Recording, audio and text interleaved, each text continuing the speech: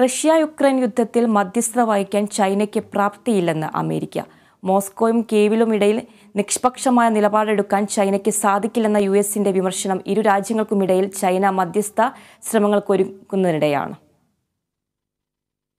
Ukraine യുദ്ധത്തിൽ സമാധാനം പുനഃസ്ഥാപിക്കാനുള്ള Chinese ശ്രമങ്ങൾക്കെതിരെ പരസ്യ നിലപാടെടുത്തിരിക്കുകയാണ് അമേരിക്ക. പക്ഷാപാതരഹിതമായ നിലപാടെടുക്കാൻ ചൈനയ്ക്ക് കഴിയുമെന്ന് തോന്നുന്നില്ലെന്നാണ് വൈറ്റ് ഹൌസ് ദേശീയ സുരക്ഷാ കൗൺസിൽ വക്താവ് ജോൺ കിർബി വ്യക്തമാക്കിയത്. യുക്രൈനിലുള്ള റഷ്യൻ അധിനിവേശത്തിനെതിരെ ചൈന ഇതുവരെ നിലപാടെടുത്തിട്ടില്ലെന്നും റഷ്യയിൽ നിന്നും എണ്ണ വാങ്ങിക്കുന്നതിൽ ഉപരോധമേർപ്പെടുത്തിയിട്ടും ചൈന മോസ്കോയുമായുള്ള വ്യാപാരം അവസാനിപ്പിച്ചില്ലെന്നതും കിർബി ചൂണ്ടിക്കാട്ടി. യുദ്ധത്തിലുടനീളം റഷ്യൻ അനുകൂല നിലപാടെടുത്ത ചൈന റഷ്യയ്ക്കായി പ്രചാരവേല എടുക്കുകയാണെന്നും യുഎസ് വിമർശിച്ചു.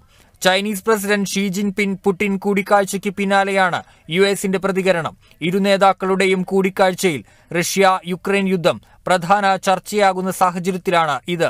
ചൈന മുന്നോട്ട് വെച്ച സമാധാന ചർച്ചയ്ക്ക് തയ്യാറെന്ന് റഷ്യൻ പ്രസിഡന്റ് പുടിൻ വ്യക്തമാക്കിയതിന് പിന്നാലെയാണ് ചൈനയുടെ പേരെടുത്തു പറഞ്ഞുള്ള യുഎസിന്റെ വിമർശനം.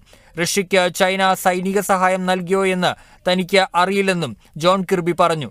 റഷ്യ ചൈന സൗഹൃദത്തിലൂടെ ലോകക്രമം തന്നെ മാറ്റിമറിക്കാൻ ശ്രമിക്കുകയാണെന്നും ജോൺ കിർബി വ്യക്തമാക്കി.